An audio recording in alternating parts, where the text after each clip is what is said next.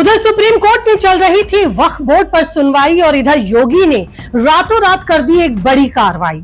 ओवैसी को सता रहा था जिस बात का डर, योगी ने वही किया। क्यों कांप रहा है अखिलेश का मन? योगी ने चलाया ऐसा हथौड़ा, तुरंत सदमे में आए मौलाना। वक्फ बोर्ड को दिया बड़ा झटका। पीएम मोदी ने बनाया कानून, संसद ने दी मंजूरी, मोदी ने कर दिया लागू और अब दुनिया देख रही है योगी की ताकत। असदुद्दीन ओवैसी को जो बात अंदर ही अंदर खा रही थी, योगी आदित्यनाथ ने अब वही काम कर दिया। एक तरफ सुप्रीम कोर्ट में सुनवाई चल रही थी। ओवैसी को उम्मीद थी कि कानून तुरंत रद्द हो जाएगा, सुप्रीम कोर्ट में बिल्कुल टिक नहीं पाएगा। अखिलेश यादव ने भी यही सोचकर बैठे हुए थे, लेकिन मोदी और योगी क्या सोचते हैं, इसकी तस्वीर अब सामने है। उधर सुप्रीम कोर्ट में सुनवाई हो रही थी और इधर योगी अलग ही कहानी लिख रहे थे। ऐसी कहानी, ऐसा एक्शन जिसे सुनकर मौलाना दंग रह गए, अखिलेश भी स्तंभ रह गए। क्या कुछ योगी आदित्यनाथ ने किया, कैसे उत्तर प्रदेश को हिलाया, बताती हूँ आपको इसकी पूरी कहानी। नमस्कार दोस्तों, आपके साथ मैं हूं ज्योति विनय कपूर। तो जब से वक्फ संशोधन बिल संसद से पास हुआ है, योगी आदित्यनाथ फुल एक्शन में है। कहां कितनी संपत्ति लीगल है, कितनी संपत्ति फर्जी है, कब्जा की गई है, हर एक बात की तहकीकात में वो जुटे हैं।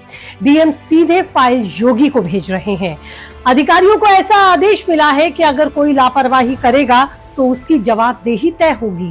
संसद से कानून पास होने के बाद ही योगी ने अपने अधिकारियों को सख्त निर्देश पास कर दिए, जिसका पालन भी हो रहा है। सुप्रीम कोर्ट में सुनवाई के दौरान ही ये पालन हुआ।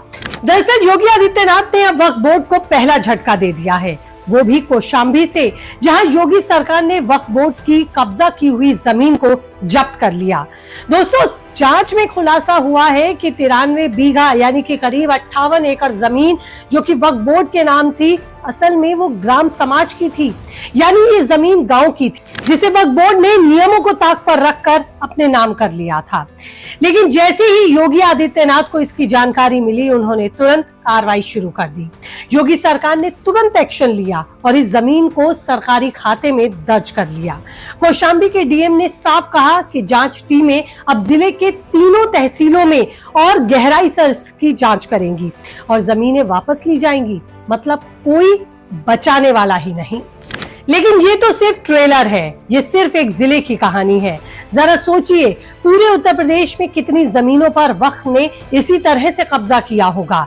लेकिन योगी ने भी कसम खा रखी है, कुछ भी हो जाए भाई साहब, हिसाब बराबर करके ही जान लेंगे। जो जमीन कब्जा की गई है सब वापस ली जाएगी। इसलिए तो ओवैसी परेशान थे। कौशाम्बी तो सिर्फ शुरुआत है। योगी का मिशन है कि अवैध जमीनों को मुक्त करना।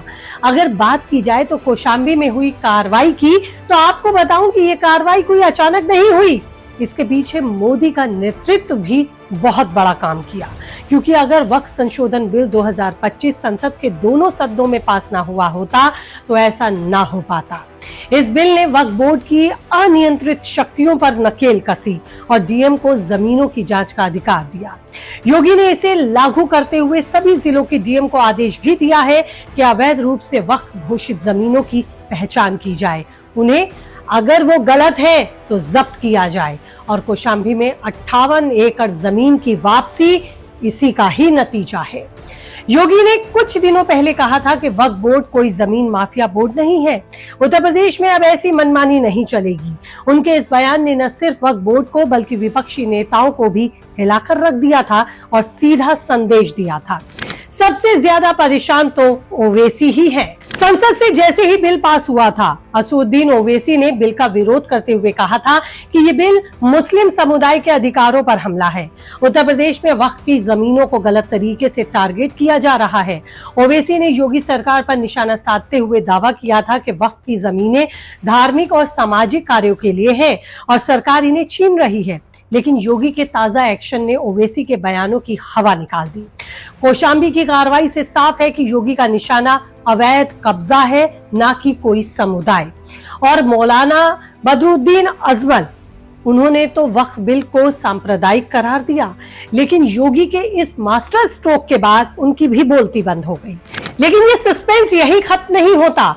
वक्फ संशोधन बिल के खिलाफ कांग्रेस और AIMIM सुप्रीम कोर्ट पहुंच गए, जहां सुनवाई हुई और वहां भी मोदी सरकार को बड़ी राहत मिली। मांग यही थी कि जल्द से जल्द इस कानून को रद्द कर दिया जाए, लेकिन सुप्रीम कोर्ट ने कहा कि ये संसद का कानून है, हम इसे रद्द नहीं कर सकते, पूरी जांच पड़ताल इसके लिए करनी पड़ेगी। सुप्रीम कोर्ट भी यही चाहता है कि किसी भी समुदाय को कोई कष्ट ना हो, जो सही है वही हो और संविधान के अनुसार ही कानून बने। मोदी सरकार से सुप्रीम कोर्ट ने कुछ ऐसे सवाल और जवाब किए जिनका जवाब केंद्र सरकार ने दिया कि सुप्रीम कोर्ट ने भी माना कि सरकार की बातों में दम है। फिलहाल इस कानून का इस्तेमाल योगी ने करना शुरू कर दिया। योगी आदित्यनाथ ने न सिर्फ वक्फ बोर्ड की मनमानी को रोका बल्कि इतिहास भी रच दिया।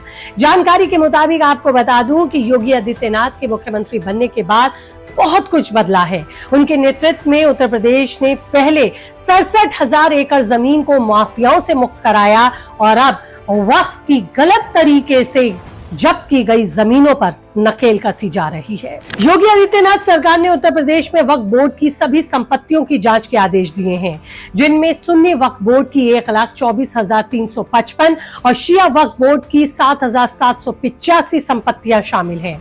इसके अलावा राजस्व विभाग के रिकॉर्ड में केवल 2,963 संपत्तियां ही दर्ज हैं और बाकी को अवैध रूप से वक्फ घोषित माना गया है। लेकिन अब सरकार ने सभी जिला अधिकारियों को अभियान चलाकर इन संपत्तियों की पहचान और सर्वे करने के भी आदेश दे दिए हैं। यानी कि साफ है कि योगी आदित्यनाथ किसी को छोड़ने के मूड में नहीं है। भाई साहब, जमीन किसी की भी हो, योगी को फर्क नहीं पड़ता, बस अवैध मनमानी नहीं चलेगी। अगर अवैध होगी तो उस पर बुलडोजर चलेगा ही चलेगा और उस जमीन को सरकार वापस लेकर रहेगी। आज की वीडियो में इतना ही। अगले वीडियो के लिए कीजिए इंतजार, जल्द लेकर आऊंगी आपके लिए एक ताजा तरीन अपडेट।